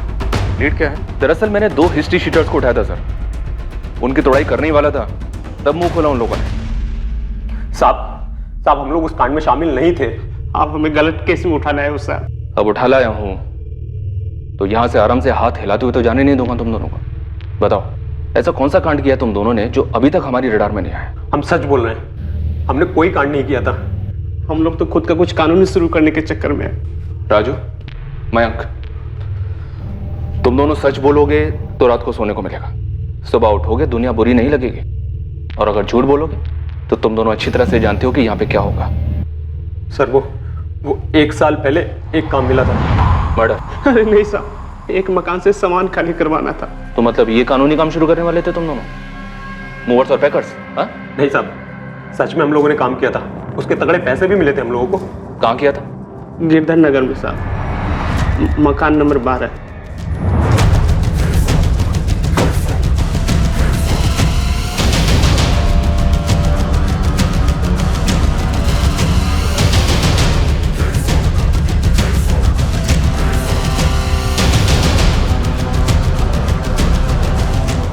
मकान किसका था, डिटेल दो।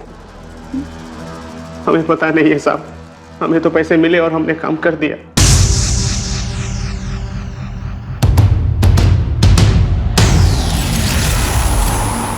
मुझे झूठ से ज्यादा नफरत आधे सच से है। सच बोलो, कांड क्या था? साहब यही सच है, हम लोगों को नहीं पता कांड क्या था। साहब हम लोग जो अंदर गए तो मकान खाली था, हमने सामान लिया और गाड़ी में रखा और चल दिए। मकान की चाबी और पैसा किसने दिया तुम्हें? उन लोगों ने रश्मि चौधरी का घर 19 जुलाई की रात 20 जुलाई की सुबह खाली किया था, और 20 की सुबह को ही मकान मालिक जयदेव भल्ला को रश्मि की चिट्ठी और लिफाफे में मकान की चाबी मिली और अंदर से मकान पूरा साफ। तो मोहित, इस राजू और मयंक को यह काम सौंपा किसने था?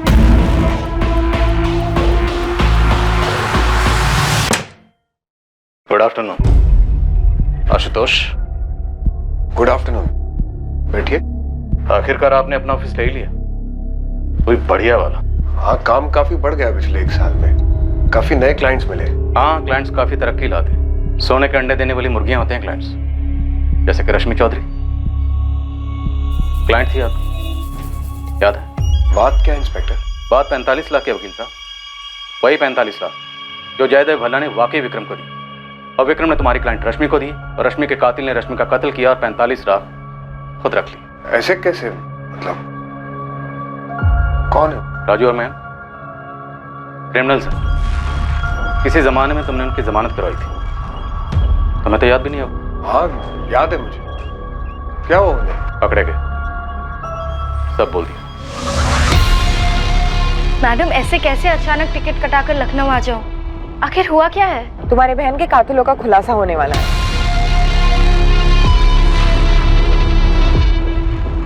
इससे पहले कि पुलिस आशुतोष राय को उठाने पहुंचती, उन्होंने उस कनेक्शन और उस चाबी को उठा लिया था जो आशुतोष को केस के साथ साफ साफ जोड़ रही थी। लेकिन क्या आशुतोष ने ही मर्डर किया था या माजरा कुछ और ही था जो इस केस की अनसुलझी कड़ी थी? इंस्पेक्टर साहब, सर कुछ तो बोलेगी भी आप? बोला तो आपका जयदेव जी, लिफाफे के अंदर जो चाबी थी, चिट्ठी थी, उनके बारे में। बैठिए आराम से, नाश्ता पानी करिए, तब तक हम बाकी कड़ियां लेकर आ रहे हैं। आप कहानी पूरी करें।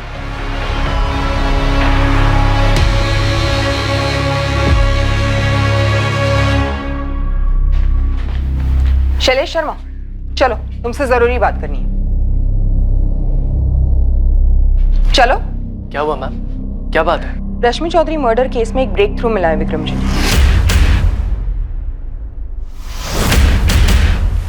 चाबी किसने दी थी? बोलो।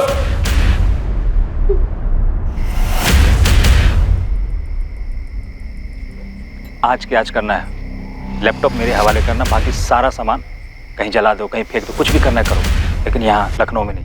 शैलेश, 2 महीने पहले तुमने 8 लाख में फ्लैट लिया, 5 लाख का लोन था, लेकिन फ्लैट की मार्केट वैल्यू है 15 लाख, बाकी के 7 लाख शायद ब्लैक दिए होंगे। शैलेश, मयंक और राजू ने तेरे तक की कहानी बता दी, अब तुझे आगे की कहानी बतानी। तू शुरू हो जा वरना हम शुरू हो जाएंगे। मुझे 10 लाख मिले थे और राजू और मयंक को 50-50 हजार मिले थे। तुझे 10 लाख, उनको 50-50 हजार, 11 लाख, बाकी की 34 लाख। 34 लाख किस किस में बटे? सर कौन कौन शामिल थे मुझे नहीं पता, पर मुझे पैसे वकील आशुतोष राय ने दिए थे। हमने इस केस की सारी कड़ियां जोड़ी सिवाय से एक कड़ी की, शैलेश शर्मा, जो रश्मि चौधरी के ऑफिस में काम करता था। उसे भी रडार में लाते तुम तक 1 साल पहले ही पहुंच जाते। 1 साल से एक केस अनसुलझा रहा है इंस्पेक्टर। कितना जरूरी है कि वापस इस फाइल को दोबारा खोला जाए? हम बात कर सकते हैं? हाँ, जरूर बात होगी, लेकिन रश्मि चौधरी के कत्ल को लेकर। कत्ल क्यों हुआ, कैसे हुआ और कितने लोग शामिल थे? 60 लाख? 60 लाख? अरे बड़ी मुश्किल से 60 पर मान गई है। देखो, तुम दोनों जानते हो ये केस तो मैं ही जीतूंगा, सिर्फ मेरा टाइम का नुकसान हो रहा है। इस केस की वजह से मेरे मौजूदा बिल्डर की दिलचस्पी जा सकती है। कुछ तो उपाय निकालो भाई, सबकी लाइफ खराब हो रही है। देखिए जयदेव जी, मेरे साथ तो 60 के नीचे नहीं जाएगी और आपके साथ तो 1 करोड़ के नीचे नहीं आएगी। उसका बॉस है विक्रम। रश्मि उसे बहुत मानती है। आप अलग से मिलिए उसको, अपनी प्रॉब्लम समझाइए। अच्छा समझदार आदमी है, वो मना लेगा रश्मि को। इसमें आप भी ना जयदेव जी, आप भी तो समझदारी दिखाइए थोड़ा। तो प्लान यही था कि जैसे ही रश्मि को 45 लाख मिलेंगे तुम उसे मार डालोगे और सारे पैसे खुद रख लोगे। आशुतोष। हाँ इंस्पेक्टर, यही प्लान था और ऐसा ही हुआ। मैं छोटे मोटे केसेस लड़कर थक चुका था, हाथ में कुछ बचता ही नहीं था। और तुम्हें यहाँ जैकपॉट दिखा? बिल्कुल। देखिए, समझौता कितने में भी होता, मुझे तो 10% ही मिलने वाला था। वो भी रश्मि देती या नहीं, इस बात की कोई गारंटी नहीं थी। तुमने विक्रम के थ्रू डील करवाने की सलाह दी जयदेव भल्ला को, क्यों? ताकि अगर कभी कोई कुछ गड़बड़ हो तो वो भी शक के दायरे में आए। मैं अपनी तरफ से क्लीन बना रहा। मैंने विक्रम के ऑफिस से शैलेश को भी खरीद लिया। और विक्रम ने मना लिया रश्मि को? हाँ, मना लिया 45 में। ये रहे तुम्हारे 45 लाख, गिन लो। विक्रम, मेरे वकील आशुतोष से ज्यादा भरोसा करती हो तुम पे। वो तो मुझे 25 पे सेटल करने के लिए कह रहा था, लेकिन तुम्हारी वजह से कम इतने तो मिले मुझे।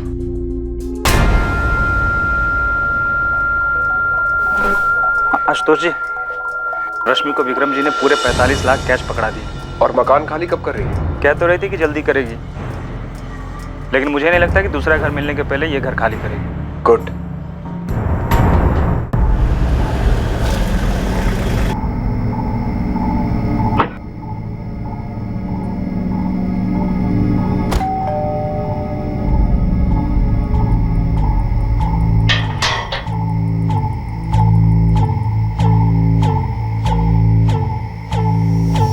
हम केस क्लोज करने की नॉर्मल सी बात कर रहे थे।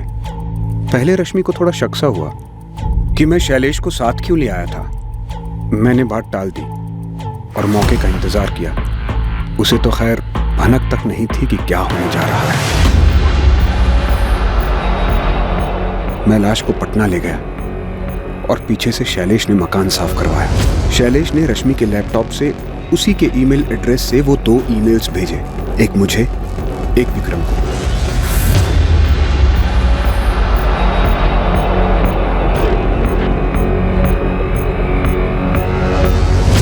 मैंने आप लोगों को सब कुछ सच बता दिया।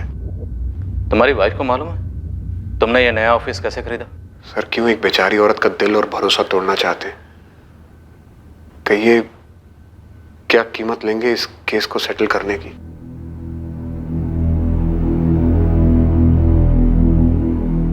काफी शातिर तरीके से प्लानिंग की थी आशुतोष ने। जब जयदेव अंकल ने कहा था कि लिफाफा छोड़ा एक चिट्ठी और चाबी के साथ, मैंने तब के तब कहा था दीदी के साथ कुछ गलत हुआ होगा। और इन लोगों ने मेरा इस्तेमाल किया, मेरा अपना एम्प्लॉय शैलेश। हाँ, ताकि शक तुम पर जाए। डील तुमने करवाई थी। सर, मुझे लगता है ये जयदेव अंकल शायद पहले से सब कुछ जानते थे। खुशबू, हम तहकीकात कर रहे हैं, लेकिन अभी तक कोई भी ऐसा एविडेंस सामने नहीं आया। अब अगर आशुतोष कोई गेम खेलता है, जयदेव भल्ला का नाम लेता भी है, तब भी सबूत की जरूरत तो पड़ेगी। विक्रम जी, मुझे नहीं लगता कि दीदी ऐसी थी। ये ऐसे पैसों के पीछे ये गलत है, ये झूठ है ताकि दीदी को विलेन दिखा सके, ये पूरा केस उलझाने के लिए। ये तो मैं भी नहीं मान सकता कि रश्मि स्टिंग ऑपरेशन लोगों को ब्लैकमेल करने के लिए किया करती, चाहे वो प्रकाश सेठ की चूड़ियों की फैक्ट्री या उस लक्ष्मण कॉर्पोरेटर वाला स्टिंग। अगर उसके हाथ में कुछ भी ठोस लगता ना, तो सबसे पहले मुझे बताती। पता है, मुझे हमेशा से ये डर था कि एक ना एक दिन दीदी के साथ कुछ बुरा हो सकता है। और एक्सक्यूज मी। हाँ निखिल। खुशबू, मुझे पता चल गया कि रश्मि का असली गुनहगार कौन है। अब तो पूरी दुनिया को पता चल गया है। लेकिन जब उससे बात नहीं हो पा रही थी तो सबसे पहले तुमने मुझे फोन किया था, तो अब क्यों नहीं? Just shut up Nikhil. तुम तो चाहते थे मेरी दीदी को रास्ते से हटाना, किसी और ने हटा दिया। तुमसे ज्यादा खुश कोई और नहीं हुआ होगा। ऐसा नहीं है खुशबू, तुम अभी भी मुझे गलत समझ रही हो। तुम्हारी दीदी से मैंने कभी प्यार भी किया था, सच्चा प्यार। और एक बार दिल से किसी को चाहो ना, तो उसके बारे में इतना गलत कभी नहीं सोच सकते हो, कभी नहीं।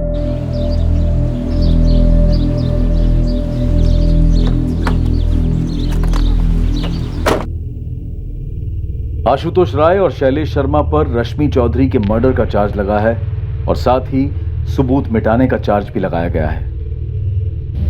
इस बात की तहकीकात चल रही है कि क्या जयदेव भल्ला रश्मि के कत्ल के बारे में जानता था और उसने ये बात पुलिस से छुपाई थी।